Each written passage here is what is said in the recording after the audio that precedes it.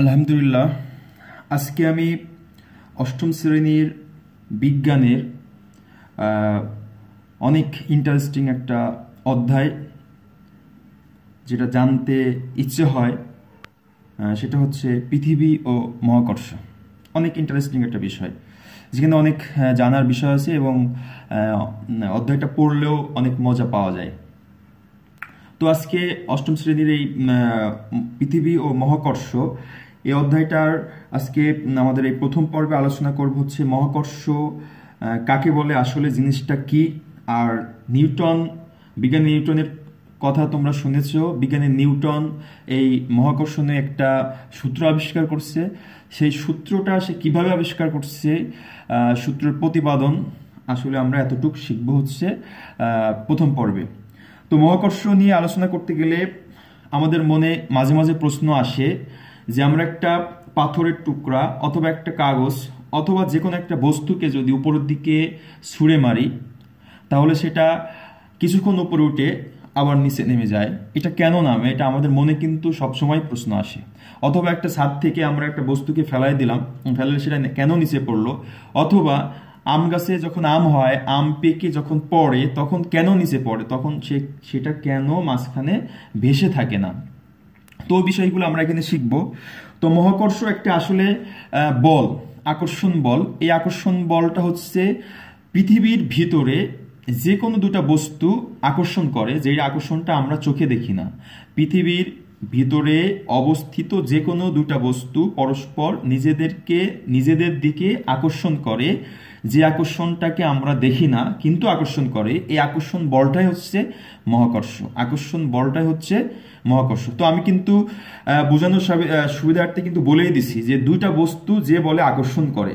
তো মহাকর্ষ সূত্রটাও এমন, সংজ্ঞাটা এমন যে মহাবিশ্বের প্রত্যেকটি বস্তু কণা, আমি এখানে লিখে রেখেছি, এই মহাবিশ্বের প্রত্যেকটি বস্তু কণা মানে দুইটি বস্তু একে অপরকে নিজের দিকে আকর্ষণ করে, একে অপরকে নিজের দিকে আকর্ষণ করে। এই আকর্ষণ বলতে আমরা মহাকর্ষ বলি। এই আকর্ষণ বলকে আমরা মহাকর্ষ বলি, আকর্ষণ বলকে মহাকর্ষ বলি। তাহলে আসলে মহাকর্ষ বলটার সংজ্ঞা আমরা এভাবে দিতে পারি যে এই মহাবিশ্বের যে কোনো দুটি বস্তুর মধ্যে, এই মহাবিশ্বের যে কোনো দুটি বস্তুর মধ্যে, এই মহাবিশ্বের যে কোনো দুটি বস্তুর মধ্যে যে আকর্ষণ তাকেই আমরা মহাকর্ষ বল বলবো। তার মানে যে কোনো দুটা বস্তু, যেমন আমি এই যে দুইটা কলম রাখছি পাশাপাশি এখানে, এই দুটা কলম, এরা দুটা কলম একটা নির্দিষ্ট বলে পরস্পরকে আকর্ষণ করছে, এই আকর্ষণ বলটাই হচ্ছে মহাকর্ষ। অথবা এই কলম এবং আমার ভিতরে যে আকর্ষণ সেটা হচ্ছে মহাকর্ষ। এক কথায় পৃথিবী ছাড়া পৃথিবীর ভেতরে যে কোনো দুটি বস্তুর মধ্যে যে আকর্ষণ সেটা হচ্ছে আমরা বলবো মহাকর্ষ। তো আমরা যদি আরো আলোচনা করি যে আসলে মহাকর্ষ জিনিসটা কি, এই মহাকর্ষ জিনিসটা আবিষ্কার করতে যে বিজ্ঞানী নিউটন সে তার গ্রন্থে এভাবে বর্ণনা করছেন। তিনি একদিন আপেল গাছের নিচে বসেছিলেন, সেই আপেল গাছতে হঠাৎ করে একটা আপেল পড়েছিল, আপেলটা তার সামনে পড়লো। তখন সে চিন্তা করতেছিল যে আপেলটা গাছ উপর থেকে কেন নিচে নামলো, আপেলটা উপর থেকে কেন নিচে নামলো, উপরেও যেতে গেল না কেন। এই জল্পনা নিয়ে কিন্তু সেই মহাকর্ষ নিয়ে আলোচনা করতে পারছে এবং মহাকর্ষের যে সূত্র সেটা সে দিতে পারছে। তো এখানে আমরা মহাকর্ষ বল বলতে জানলাম যে পৃথিবীর ভেতরে যে কোনো দুটি বস্তুর মধ্যে যে আকর্ষণ বল সেটা হচ্ছে মহাকর্ষ। যেমন আমি যদি এখানে লিখি বই, এই বইয়ের একটা নির্দিষ্ট ভর আছে, তো আমরা বইটা একটা ধরলাম, এই বইয়ের ভরটা হচ্ছে m1, আর এখানে আমরা একটা লিখলাম হচ্ছে কলম, তা কলমের ভরটা আমরা m2 ধরলাম। এরা কিন্তু নির্দিষ্ট একটা দূরত্ব আছে, নির্দিষ্ট দূরত্বে এই দুটা বস্তু এখানে অবস্থিত, যার নির্দিষ্ট আবার কি আছে, ভর আছে। তখন এই দুটো বস্তুকে নিজেরা পরস্পরে আকর্ষণ করবে। এই আকর্ষণ বলটা আমরা জানি এফ ফোর্স আকর্ষণ বল। তো এই আকর্ষণ বলটাই হচ্ছে মহাকর্ষ। তো এই কলম আর বইয়ের ভিতরে কিন্তু পৃথিবী নাই। তো পৃথিবী ছাড়া যে কোনো দুটি বস্তুর মধ্যে যে আকর্ষণ সেটা হচ্ছে মহাকর্ষ। যদি আমাদের সংজ্ঞা আসে তো আমাদের এভাবে লিখতে হবে যে এ বিশ্বের যে কোনো দুটি বস্তুর মধ্যে যে আকর্ষণ তাকে আমরা মহাকর্ষ বলি বা তাকে মহাকর্ষ বলে। তো এখন নিউটন যে মহাকর্ষের সূত্র দিয়েছিলেন, আমরা সরাসরি সেই সূত্রে চলে যাচ্ছি। বিজ্ঞানী নিউটন দুটি বস্তুর মধ্যে মধ্যকার আকর্ষণ বলের মান শুধু বস্তুদ্বয়ের আমরা এখানে লিখে রেখেছি যে আকর্ষণ বল, এই আকর্ষণ বল দুটো বস্তু কণার মধ্যকার আকর্ষণ বল নির্ভর করে দুটি বস্তুর ভরের উপরে। দুটি বস্তুর ভরের উপরে আসলে নির্ভর করে, দুটি বস্তুর ভরের উপর নির্ভর করবে আর মধ্যকার দূরত্বের উপর নির্ভর করবে। তার মানে এই মহাকর্ষ বল দুটা জিনিসের উপর নির্ভরশীল। একটা হচ্ছে যে দুটা বস্তু পরস্পরকে আকর্ষণ করবে সেই দুটা বস্তুর ভর কেমন আছে, আর দুটা বস্তু কি দূরত্বে আছে এই দুটার উপর নির্ভর করবে আকর্ষণ বলটা কেমন হবে। যদি দূরত্ব বেশি হয় আকর্ষণ বল একরকম হবে, দূরত্ব আরো কম হয় আকর্ষণ বল আরেক রকম হবে। এবং ভর, দুটা বস্তুর ভর যদি কম বেশি হয় সেই ক্ষেত্রে আকর্ষণ বলও কিন্তু কম বেশি হবে। তার মানে মহাকর্ষ বলও কম বেশি হতে পারবে। তার মানে আমরা বুঝতে পারলাম যে মহাকর্ষ বল দুটা নির্ভর করবে দুটি বস্তুর ভরের উপরে এবং দূরত্বের উপরে। দুটা বস্তুর আকৃতি কেমন আছে, প্রকৃতি কেমন, দুটা বস্তু কোন মাধ্যমে আছে এটা আমাদের কোনো নির্ভর না, কোনো বিষয় না, মানে এই বিষয়ের উপরে আকর্ষণ বল নির্ভর করবে না। আমি আবার বলতেছি, মহাকর্ষ বল নির্ভর করবে দুটি বস্তুর দূরত্ব এবং দুটি বস্তুর ভর কেমন আছে। তাছাড়া বস্তুটা কেমন, বড় না ছোট, বস্তুটা কোন মাধ্যমে আছে, প্রকৃতি কেমন, এটার উপরে মহাকর্ষ বল নির্ভর করে না। তো এই দুটা বস্তুর উপরে, এই দুটা বিষয়ের উপর নির্ভর করে বিজ্ঞানী নিউটন আমাদের সূত্র যেটা দিয়েছে সেটা হচ্ছে, সূত্রটা এমন যে মহাবিশ্বের প্রতিটি বস্তু কণা একে অপরকে নিজের দিকে আকর্ষণ করে, এটা আমরা জানি, পড়ে আসলাম, আকর্ষণ করে। এই আকর্ষণ বলের মান যে এফ, সেই আকর্ষণ বলের মানটা হবে বস্তু কণাদ্বয়ের ভরের গুণফলের সমানুপাতিক।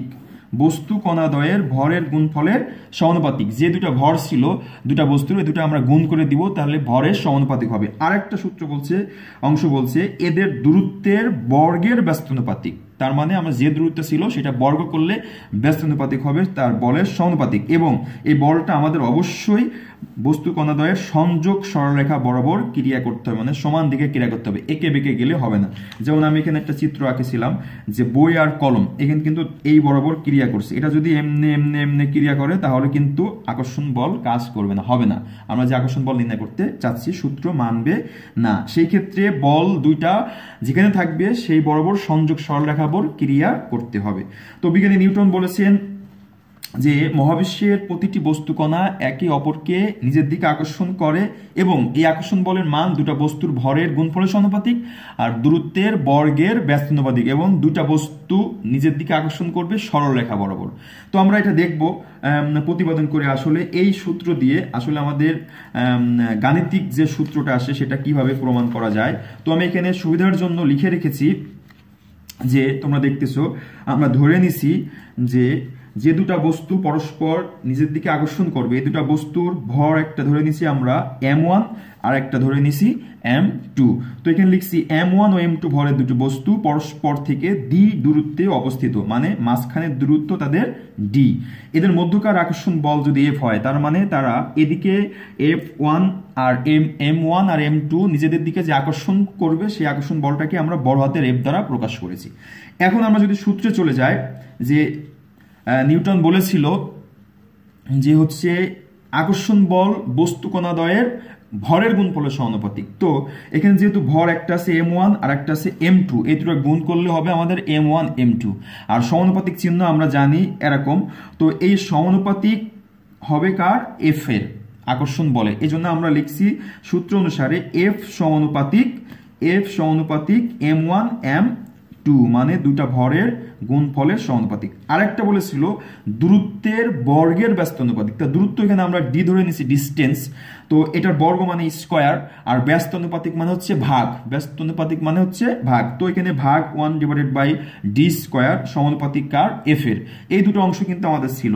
সেক্ষেত্রে f সমান হচ্ছে f সমানুপাতিক আমরা m1 m2 পেয়েছি, আর একটা পেয়েছি f সমানুপাতিক 1/d স্কয়ার, মানে দূরত্বের বর্গের ব্যস্তানুপাতিক। এখন আমরা যদি 1 নম্বর আর 2 নম্বর সমীকরণ ক্যালকুলেশন করি, তো 1 নম্বর সমীকরণও এফ সমানুপাতিক, 2 নম্বর সমীকরণও এফ সমানুপাতিক। সেই ক্ষেত্রে আমরা লিখতে পারি এফ সমানুপাতিক, এই দুটাও পরস্পর m1 m2 divided by D square. তার মানে এখানে ডি স্কোয়ার যেহেতু নিচে ছিল আর m1 m2 উপরে ছিল, m1 m2 উপরে। তো এখন আমরা যদি সমানুপাতিক চিহ্ন উঠায় দিই, সমানুপাতিক চিহ্ন উঠিয়ে বিজ্ঞানী নিউটন এখানে একটা ধ্রুবক নিয়ে আসছেন যার নাম হচ্ছে জি, মহাকর্ষীয় বা বিশ্বজনীন বা সর্বজনীন ধ্রুবক জি নিয়ে আসছে।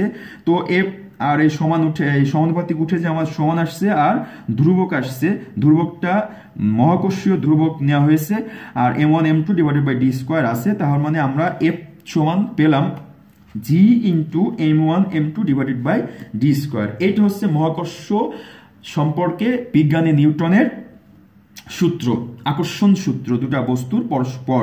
সেই ক্ষেত্রে এফ সমান আমরা পেলাম G m1 m2 divided by D square. এই সূত্রটা তোমাদের অবশ্যই মনে রাখতে হবে। যদি তোমরা এতটুকু মনে রাখো তাহলে বিজ্ঞানী নিউটনের যে সূত্র ছিল দুটা বস্তুর আকর্ষণ বল, বস্তুকণা দ্বয়ের ভরের গুণফলের সমানুপাতিক আর দূরত্বের বর্গর ব্যস্তানুপাতিক, এই দুটা কিন্তু এই সূত্র দিয়ে আমরা ওই সংজ্ঞাটা লিখতে পারি। অতএব আমরা এই সূত্রটা মনে রাখবো, সূত্র দিয়ে সংজ্ঞা লিখে দিব যদি পরীক্ষায় কখনো আসে। তো এখান থেকে আমাদের যেহেতু আকর্ষণ বল এফ আছে, বিশ্বজনীন ধ্রুবক জি আছে, m1 m2 আছে, দুটা বস্তুর ভর আছে আর দূরত্ব ডি আছে।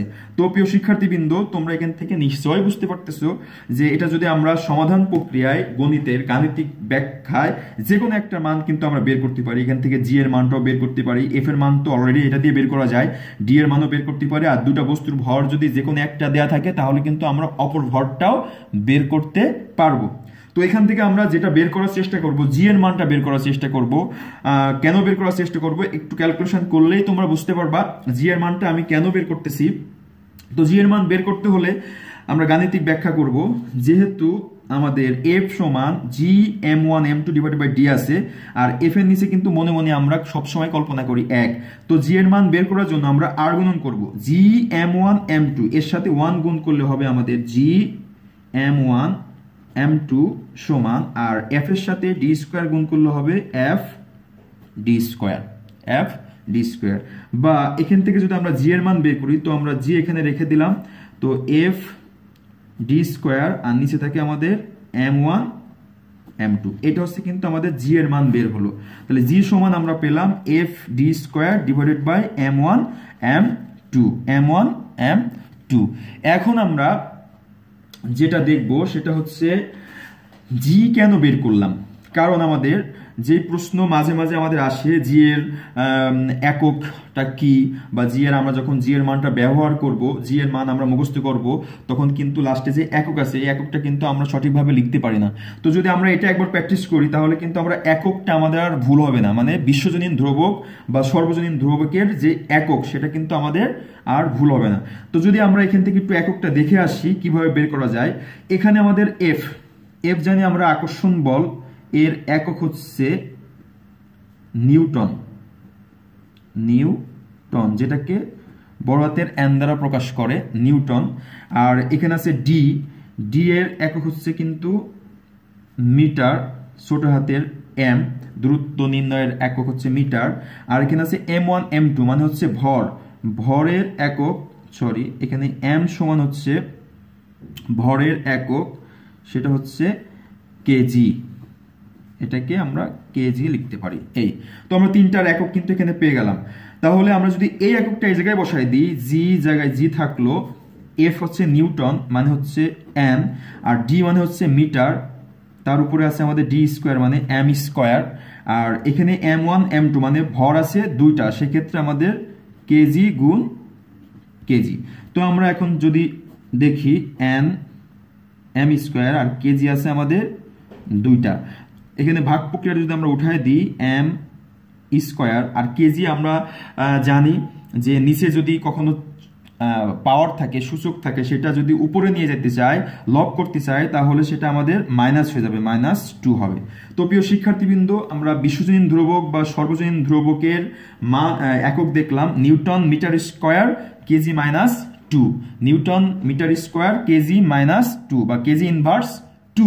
এটা হচ্ছে কিন্তু আমাদের বিশ্বজনীন ধ্রুবক বা সর্বজনীন ধ্রুবক জি এর একক। এটা আমাদের তাহলে বের করা শিখে গেলাম। এখন কিন্তু আর আমাদের ভুল হবে না যে যখন আমরা অঙ্কটা করব, এফ এর মান বের করব, তখন কিন্তু আমাদের জি এর মান লিখতে হবে। সেই ক্ষেত্রে যদি একক ইউজ করতে চাই, আমরা ব্যবহার করতে চাই, সেই ক্ষেত্রে আমরা এই এককটা মনে রাখতে পারবো এখন আশা করি। তো এখান থেকে কিন্তু আমরা জি এর মান বের করা শিখলাম। একই রকম ভাবে এখান থেকে আমরা ডি এর মান বের করতে পারি, এম এর মানও বের করতে পারি। তো এই জি এর মান কত আর আসলে জিটা কি, যদি প্রশ্ন আসে আমাদের জি বলতে কি বোঝো, মহাকর্ষ ধ্রুবক এটা কাকে বলে অথবা বলতে কি বোঝো, সেটা আমরা কিভাবে লিখবো। তো যেহেতু জিটা হচ্ছে একটি সমানুপাতিক ধ্রুবক আর একে আমরা বিশ্বজনীন ধ্রুবক বা মহাকর্ষীয় ধ্রুবক বলি, তো এর অর্থ হচ্ছে আমরা কিন্তু এখান থেকেই পেতে পারি জি সমান, যেহেতু আমরা F D square divided by m1 m2 লিখছি, এখান কিন্তু আমরা পেতে পারি। তো এখান থেকে আমরা কি পেলাম, m1 m2 মানে দুইটা ভর, যেখানে আমরা একক ধরবো এক একক, তার মানে 1 কেজি ভরের দুইটা বস্তু, এই m1 ও 1 কেজি, m2 ও 1 কেজি, তার মানে 1 কেজি ভরের দুইটা বস্তু আমরা কত মিটার রাখবো, 1 মিটার দূরত্বে রাখবো। 1 মিটার দূরত্ব স্থাপন করলে তারা যে বলে আকর্ষণ করবে সেটা হচ্ছে জি এর সমান। এটা হচ্ছে আমরা জি এর সংজ্ঞা। তো আমি এবার জি এর সংজ্ঞা লিখে রেখেছি, তোমরা দেখলেই বুঝতে পারবা যে জি একটি সমানুপাতিক ধ্রুবক, যার আমরা সংজ্ঞা এভাবে দিতে পারি যে 1 কেজি ভরের দুটি বস্তু 1 মিটার দূরত্বে স্থাপন করলে এরা পরস্পরকে যে বলে আকর্ষণ করবে বা করে তা জি এর সমান। তার মানে আমরা যদি এই কলম আমরা ধরে নিচ্ছি, এই কলম দুইটার ভর হচ্ছে 1 কেজি করে, এই দুটো কলম ভরের ভর হচ্ছে 1 কেজি। তো এই দুটো ভর যদি আমরা 1 কেজি দুটা কলম মাঝখানে রাখছি এটা নির্দিষ্ট দূরত্বে, যাদের মধ্যবর্তী দূরত্ব হচ্ছে 1 মিটার, এই মধ্যবর্তী দূরত্ব হচ্ছে 1 মিটার, এই যে এরকম। তার মানে এই কলমটার দূরত্ব হচ্ছে 1 মিটার আর এই দুটো কলমের ওজন হচ্ছে 1 কেজি করে। তো 1 কেজি ভরের দুটা কলম আমরা 1 মিটার দূরত্বে রাখছি, তাহলে তারা একটা বলে আকর্ষণ করবে, যেহেতু আমরা শিখে আসলাম দুটা বস্তু পরস্পর যে বলে আকর্ষণ করবে সেটাই আমরা মহাকর্ষ বল বলি। তো এই মহাকর্ষ বল মানে হচ্ছে যে বলে আকর্ষণ করবে সেটা হচ্ছে জি এর সমান হবে। যদি কোনো যে কোনো দুইটা বস্তুর ওজন ভর যদি 1 কেজি হয় এবং তারা পরস্পর যদি 1 মিটার দূরত্বে অবস্থান করে, তাহলে একটা নির্দিষ্ট বলে আকর্ষণ করবে, সেই আকর্ষণ বলটাই হবে জি, মানে হচ্ছে সমানুপাতিক ধ্রুবক বা বিশ্বজনীন ধ্রুবক। এই জি এর মান 6.673 ইন্টু 10⁻⁻11, আর আমরা এর একক দেখে আসলাম newton metre square kg -2, newton metre square kg -2। তো জি এর মানটা তোমাদের বইতে দেওয়া নাই, তো তোমরা অবশ্যই এটা মনে রাখবা যে হচ্ছে জি এর মান হচ্ছে 6.673 into 10⁻⁻11 newton metre square kg inverse 2, তো কিলো ইনভার্স 2, এটা হচ্ছে জি এর মান। তো এই মানটা আমরা কখন পাবো, যখন 1 কেজি ভরের দুটা বস্তুকে পরস্পর 1 মিটার দূরত্বে স্থাপন করব, সেই আকর্ষণ বলটা আমাদের কিন্তু এটা হবে। এটা হচ্ছে আমাদের জি এর মান বা বিশ্বজনীন ধ্রুবক। তো প্রিয় শিক্ষার্থীবৃন্দ, তোমরা কিন্তু নিশ্চয়ই বুঝতে পারছো যে জিটা আসলে কি। তো জিটা হচ্ছে একটা বিশ্বজনীন ধ্রুবক বা একটা নির্দিষ্ট মান আছে, যার মানটা হচ্ছে 1 কেজি ভরের দুইটা বস্তুকে আমরা যদি 1 মিটার দূরে স্থাপন করি, তাহলে যে বলে আকর্ষণ করবে সেটার মানই হচ্ছে জি এর মান। তো এখন আমরা দেখব যে আমরা নিউটনের যে মহাকর্ষ সূত্রটা পেয়েছি, এই সূত্র F সমান G m1 m2 divided by D square, এই যে সূত্রটা আমরা পেয়েছি, এই সূত্র দিয়ে যে আসলে বিষয়টা এখানে হচ্ছে আমরা দুটা ভরকে যখন নির্দিষ্ট দূরত্বে রাখবো, সেটা আকর্ষণ করলে নির্দিষ্ট দূরত্বে নির্দিষ্ট ভর থাকবে, তাদের ভিতরে আকর্ষণ, এবং ওই আকর্ষণের জন্য আরো যদি দূরত্ব আমরা কম বেশি করি অথবা ভর যদি কম বেশি করি, যেহেতু আমরা পড়ে আসলাম যে আকর্ষণ বল দুটা বস্তু নির্ভর করবে ভরের উপর নির্ভর করবে আর কিন্তু দূরত্বের উপর নির্ভর করে, নির্ভর করে আকর্ষণ বল। সেই ক্ষেত্রে ভর এবং দূরত্ব কিন্তু কম বেশি হইলে আকর্ষণ বলও কিন্তু কম বেশি হবে। যেহেতু বস্তুর আকর্ষণ বল মানে দুটা বস্তুর আকর্ষণ বল দুটা ভরের উপর নির্ভর করে এবং দূরত্বের উপর নির্ভর করে, সেই ক্ষেত্রে কিন্তু ভর এবং দূরত্ব কম বেশি করলে আমাদের আকর্ষণ বলটাও কম বেশি হইতে পারে, মানে পরিবর্তন হয়ে যাবে, চেঞ্জ হয়ে যাবে। সেই ক্ষেত্রে আমরা একটু দেখব যে আসলে কি পরিবর্তন করলে আকর্ষণ বলটা কি হারে পরিবর্তন হয়। তো আমরা প্রথমে দেখব ভরের ক্ষেত্রে।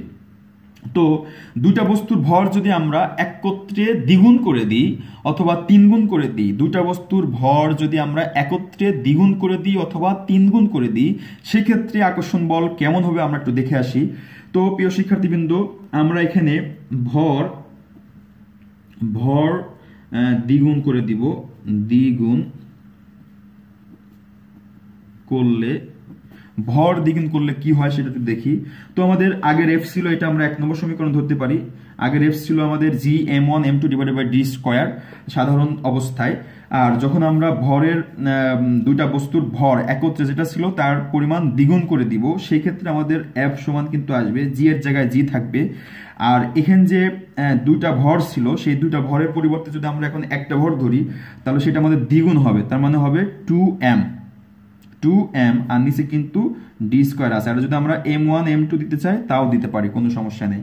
তাহলে সেই ক্ষেত্রে এফ সমান আমরা জি আর ভর যেহেতু দ্বিগুণ করা হয়েছে সেই ক্ষেত্রে 2 into m1 m2 divide by D square. তো এটা আমরা এভাবে লিখতে পারি 2 into G m1 m2 divided by D square. তো প্রিয় শিক্ষার্থীবৃন্দ, আমরা দেখতেছি আমাদের আগের সূত্রেও f সমান ছিল G m1 m2 divided by D square, আর এই সূত্র হয়েছে f সমান 2 into G m1 m2 divided by D square. কিসের জন্য? যখন আমরা ভরটা দ্বিগুণ করে দিছি, যখন আমরা ভরটা দ্বিগুণ করেছি। তো ভর দ্বিগুণ করলে এখানে বিষয় হয়েছে কি, আমাদের f এর মানটা যা ছিল তাই আছে, মাস শুধু সামনে আমাদের 2 চলে আসছে গুণ আকারে। তার মানে আমাদের কি হলো, ভর দ্বিগুণ করে দিলাম, আকর্ষণ বলটাও কিন্তু দ্বিগুণ হয়ে গেল, আকর্ষণ বলটাও দ্বিগুণ হয়ে গেল। একই রকম ভাবে ভর যদি আমরা 3 গুণ করি তাহলে আকর্ষণ বল 3 গুণ হবে, ভর 4 গুণ করলে আকর্ষণ বল 4 গুণ হবে, ভর 5 গুণ করলে আকর্ষণ বল 5 গুণ হবে, যদি একত্রে বলে ভর 5 গুণ 2 গুণ 3 গুণ। এছাড়া আমরা যখন সৃজনশীলে যাব বা গাণিতিক ব্যাখ্যায় যাব সৃজনশীল, তখন কিন্তু আমাদের এরকম থাকতে পারে যে এখানে m1 এর মান দেওয়া আছে 2 কেজি আর m2 এর মান দেওয়া আছে 3 কেজি।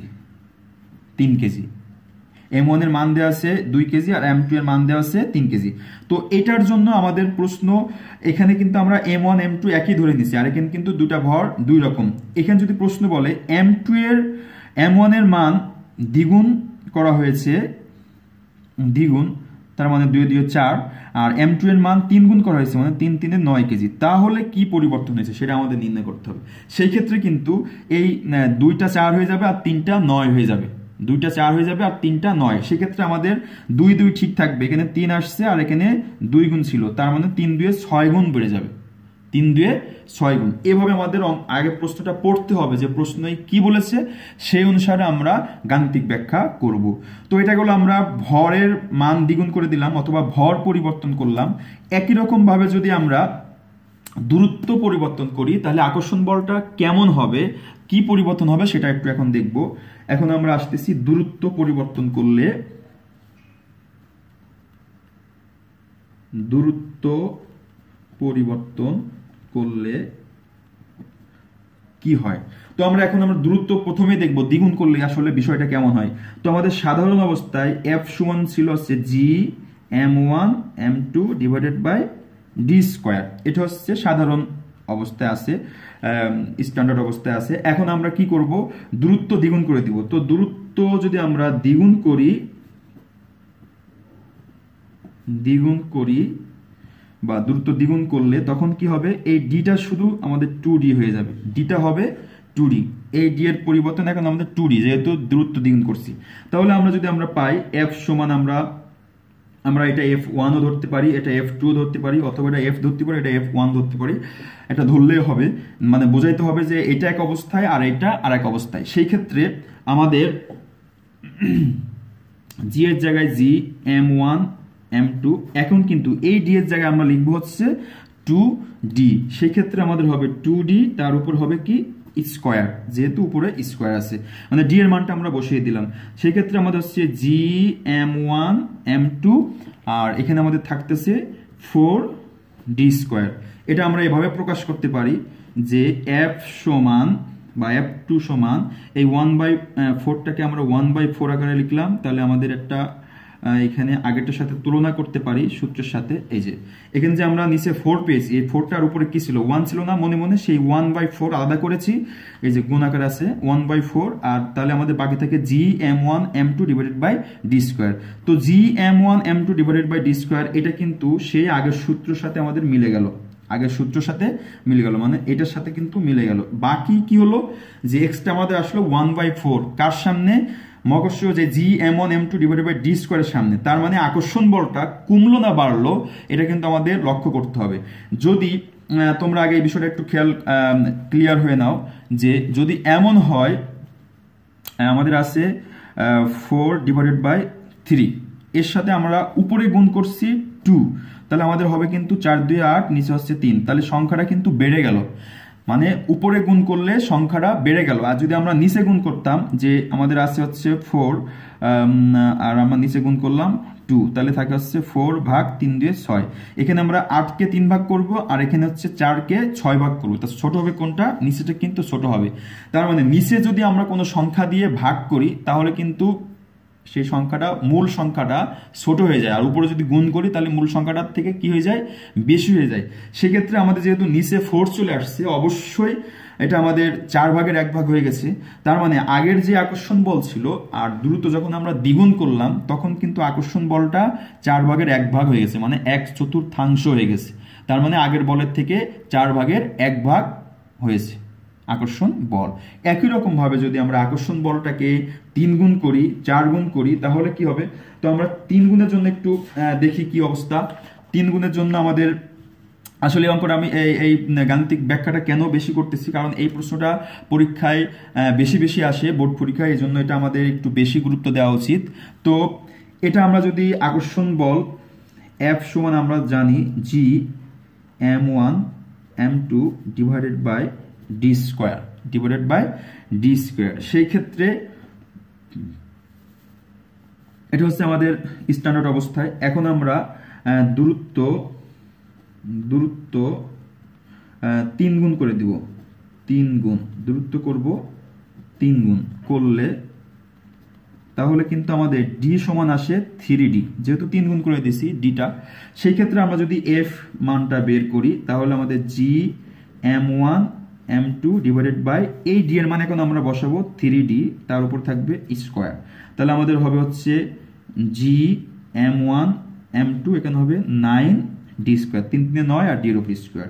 তো আমরা এটা ভাবে লিখতে পারি F সমান 1/9, আলাদা করে দিলাম, 9 এর উপর 1 আছে, আর এই পাশে আমাদের থাকলো GM1 M2 divided by D square. তো প্রিয় শিক্ষার্থীবৃন্দ, তোমরা একটু দেখলেই বুঝতে পারবা যে আগের যে অংশ ছিল F সমান GM1 ও M2 divided by B square, সেটা পরেরটার সাথে এখানে ঠিক আছে, কিন্তু অতিরিক্ত চলে আসছে 1/9, মানে 9 ভাগের 1 ভাগ। কি করার জন্য আসছে, দূরত্বটা আমরা শুধু বাড়িয়ে 3 গুণ করে দিছি। তো দূরত্ব যখন বাড়িয়ে আমরা 3 গুণ করে দিয়েছি তখন কিন্তু আমার আকর্ষণ বল 9 ভাগের 1 ভাগ হয়ে গেছে, 9 ভাগের 1 ভাগ। তো আমরা বুঝতেই পারতেছি যে নিচে যদি বড় সংখ্যা হয়, সংখ্যা বৃদ্ধি পায়, তাহলে মূল সংখ্যাটা আস্তে আস্তে ছোট হয়ে যায়, আর উপরে বৃদ্ধি পালে মূল সংখ্যাটা আস্তে আস্তে বড় হয়ে যায়। এই জন্য আকর্ষণ বল, মানে দুটা বস্তুর ভর যদি আমরা বৃদ্ধি করি তাহলে আকর্ষণ বলটা বৃদ্ধি পাবে, আর যদি দূরত্ব বেশি সরাই দিই তাহলে দূরত্ব বেশি করে দিলে আকর্ষণ বল কমে যাবে। যেমন আমি এই কলম দিয়ে উদাহরণ দিতে পারি যে এখানে এই দুটা বস্তু পরস্পর এত কাছে আছে, এতটুকু কাছে আছে, সেই ক্ষেত্রে কিন্তু এরা একটু বেশি কাছে কাছে থাকলে আকর্ষণ বলটা বেশি হবে। আবার যখন আস্তে আস্তে সরে যাচ্ছে দূরে চলে আসলো, তখন কিন্তু দূরে চলে গেছে দুইটা বস্তু, সেই ক্ষেত্রে কিন্তু তারা পরস্পর আকর্ষণ করতে পারবে না, মানে আকর্ষণ বলটা আস্তে আস্তে হ্রাস পাবে। তো প্রিয় শিক্ষার্থীবৃন্দ, আজকে আমরা এতটুকু শিখলাম যে মহাকর্ষীয় কাকে বলে, বলটা কাকে বলে, মহাকর্ষ সূত্র জিনিসটা কি, নিউটন কেন সূত্রটা আবিষ্কার করলো কিভাবে, আর সূত্র আবিষ্কার করতে আমাদের একটা ধ্রুবক আসছে জি, যেই জিটা আসলে জিনিসটা কি, জি এর মান কত, এটা কিন্তু আমরা দেখলাম। তো আবার আমি প্রথম থেকে একবার তোমাদের রিভাইজ করে দিই যে মহাকর্ষ জিনিসটা হচ্ছে পৃথিবীতে যে কোনো দুটি বস্তুর মধ্যে যে আকর্ষণ, মানে দুটা বস্তু পাশাপাশি থাকলে, একটা নির্দিষ্ট দূরত্বে থাকলে তারা যে বলে আকর্ষণ করবে সেটাই হচ্ছে মহাকর্ষ বল। তারা যে বলে আকর্ষণ করবে সেটা হচ্ছে মহাকর্ষ বল। তো মহাকর্ষ বল মনে রাখার জন্য একটা কথা মনে রাখলে হবে, মহাকর্ষ বলটা হচ্ছে পৃথিবী ছাড়া। মহাকর্ষ বলটা হচ্ছে পৃথিবী ছাড়া, এবার মনে রাখলে সহজ হয়। পৃথিবী ছাড়াই মানে হচ্ছে মহাকর্ষ বল, তার মানে পৃথিবী ছাড়া হলে যে কোনো দুটি বস্তুর মধ্যে আকর্ষণ বল সেটা হচ্ছে মহাকর্ষ। তো আমরা এভাবে শর্টকাট মনে রাখার জন্য লিখতে পারি যে মহাকর্ষ মানে হচ্ছে পৃথিবী ব্যতীত, মানে পৃথিবী ছাড়া যে কোনো দুটি বস্তুর মধ্যে আকর্ষণ বল সেটা হচ্ছে মহাকর্ষ। এরপর আমরা অভিকর্ষ করব, সেখানে পৃথিবীর সাথে অন্য যে কোনো দুটি বস্তু, অন্য যে কোনো একটি বস্তুর মধ্যে আকর্ষণ বল, ওটা আমরা পরের পর্বে দেখব। তো আজকে আমরা দেখলাম মহাকর্ষ হচ্ছে পৃথিবী ছাড়া যে কোনো দুটি বস্তুর মধ্যে যে আকর্ষণ সেটা হচ্ছে মহাকর্ষ বল। এরপরে বিজ্ঞানী নিউটন, আমি বলছিলাম সে আপেল গাছের নিচে বসেছিল, আপেল পড়ছিল তার সামনে, তখন সে একটা চিন্তা করতে থাকলো কেন আপেলটা পড়লো, উপরে গেল না কেন। এটা নিয়ে গবেষণা করতে করতে সে একটা সূত্র প্রকাশ করছেন, যেটা F সমান m1 m2 divided by d square into g, মানে g m1 m2 divided by d square. এটা কিভাবে করছে, যেহেতু আমরা আকর্ষণ বলের সূত্র এভাবে দিছে যে দুটা বস্তু পরস্পর যে বলে আকর্ষণ করবে, এই আকর্ষণ বলটা দুটা বস্তুর ভরের গুণফলের সমানুপাতিক, ভরের গুণফলের সমানুপাতিক, এই যে এটা ভরের গুণফলের সমানুপাতিক এবং দূরত্বের বর্গের ব্যস্তানুপাতিক। সেক্ষেত্রে আমরা দুটা ভর, একটা m1 m2 ধরে নিয়েছিলাম আর মাঝখানে দূরত্ব d ধরে নিয়েছি, এবং যে বল আকর্ষণ করবে সেই বলটা আমরা ধরে নিয়েছিলাম f। সেক্ষেত্রে আমরা সূত্র এভাবে আবিষ্কার করছিলাম, f সমান হচ্ছে দুটা ভরের গুণফলের সমানুপাতিক, মানে m1 m2 divided m1 m2, আর একটা হচ্ছে 1/d স্কয়ার, মানে দূরত্বের বর্গের ব্যস্তানুপাতিক। এটাও f এটাও f, সেই কারণে আমরা f সমান লিখছিলাম f সমানুপাতিক m1 m2 divided by d square. এখানে এই সমানুপাতিক উঠে যে আমাদের সমান আসছে, আর একটা ধ্রুবক আসছে যেটা বিশ্বজনীন ধ্রুবক বা মহাকর্ষ ধ্রুবক g। এই g এর একক কিভাবে বের করতে হয় সেটাও কিন্তু আমরা এখান থেকে শিখতে পেরেছি, এবং জিটা আসলে কি সেটা আমরা এই জায়গা থেকে নির্ণয় করেছিলাম, যেখানে দুটা পরস্পর বস্তু আছে যাদের আকর্ষণ বল হচ্ছে F1 আর m1 m2, আর হচ্ছে তারা যে বলে যে দূরত্বে ছিল সেটা হচ্ছে d, আর হচ্ছে তাহলে d দূরত্বে থাকলে যে বলে আকর্ষণ করবে, এই যে F যে বলে আকর্ষণ করবে সেটা হচ্ছে কার সমান হবে, g এর সমান হবে। এখান থেকে কিন্তু আমরা g এর সংজ্ঞাটা দিতে পারি, যে g এর সংজ্ঞাটা এমন আমরা দেখেছিলাম যে জিটা হচ্ছে সংজ্ঞা, যে 1 কেজি ভরের দুটি বস্তু যদি পরস্পর 1 মিটার দূরে অবস্থান করে, 1 মিটার দূরে অবস্থান করলে তারা যে বল আকর্ষণ করবে সেটা হচ্ছে জি এর মান। আর জি সমান আমরা দেখছি 6.673 × 10⁻⁻11 newton metre square KG inverse 2। এতটুকু আমরা কিন্তু দেখছিলাম। এবং সবচেয়ে ইম্পর্টেন্ট জিনিস যেটা আমরা দেখেছি এখান থেকে, যে মহাকর্ষ যে সূত্র নিউটনের, এই নিউটনের মহাকর্ষীয় সূত্রে দুটা বিষয় আমরা নির্ভর করে, একটা হচ্ছে ভরের উপরে আর একটা হচ্ছে দূরত্বের উপরে। যেহেতু এখানে আর বাকি আছে আমাদের জি, আর জিটা কিন্তু বিশ্বজনীন ধ্রুবক, মানে পৃথিবীর আমরা যেখানেই যাই জি এর মানটা কিন্তু একই রকম থাকবে, কম বেশি হবে না। সেক্ষেত্রে জি এর আলোচনা আমরা এখানে নাই নিয়ে আসি, তাহলে বাকি থাকে আমাদের ভর আর হচ্ছে দূরত্ব। সেই ক্ষেত্রে এফটা নির্ভর করবে হচ্ছে আমাদের দুটা বস্তুর ভর এবং হচ্ছে দূরত্বের উপর। এজন্য ভর কম বেশি করলে আকর্ষণ বল কম বেশি হতে পারে, পরিবর্তন হতে পারে, এবং দূরত্ব যদি আমরা পরিবর্তন করি তাহলে আকর্ষণ বলটাও পরিবর্তন হতে পারে বা হবে। সেক্ষেত্রে আমরা ভর পরিবর্তন করলে কেমন হবে সেটা দেখছিলাম। যেহেতু ভর দুটা উপরে আছে, আমরা ভর উপরে দ্বিগুণ করলে তাহলে আকর্ষণ বল দ্বিগুণ বেড়ে গেছিল, এই যে এভাবে বেড়ে গেছিল। আর যদি দূরত্ব আমরা দ্বিগুণ করি তাহলে যে দূরত্ব নিচে আছে ডি এর মান 2d হয়ে গেছিল, আর 2d এর উপরে স্কোয়ার থাকে, আমরা জানি দূরত্বের বর্গের ব্যস্তানুপাতিক স্কোয়ার থাকে, সেক্ষেত্রে কিন্তু 4 হয়ে যায়। আর নিচে 4 হলে আমরা জানি মূল যে গাণিতিকটা আছে এটার মানটা কি হয়ে যায়, রাশিটার মান কিন্তু কমে যায়। সেক্ষেত্রে কিন্তু যেহেতু 4 আছে তার মানে 1/4 মানে হচ্ছে 4/1 কমে যাবে। একই রকম ভাবে আমরা যদি আরও দেখেছিলাম যে যদি দূরত্ব 3 গুণ করা হয় সেক্ষেত্রে কি হবে, দূরত্ব যদি 3 গুণ করা হয় তাহলে কিন্তু আকর্ষণ বল 9/1 কমে যাবে, মানে 9/1 কমে যাবে, এটা আমরা পড়েছিলাম। তো প্রিয় শিক্ষার্থীবৃন্দ, আজকে এই পর্যন্তই। আশা করি আমার পুরো ক্লাসটুকুই বুঝতে পারছো। আর এটা অবশ্যই প্র্যাকটিস করবা, করার পরে দ্বিতীয় পর্ব আমরা অভিকর্ষ বল থেকে শুরু করব। তো ভালো থাকবা, সুস্থ থাকবা। আশা করি পড়াটা এনজয় করেছো। তো আজকের মতো এখানেই, আল্লাহ হাফেজ।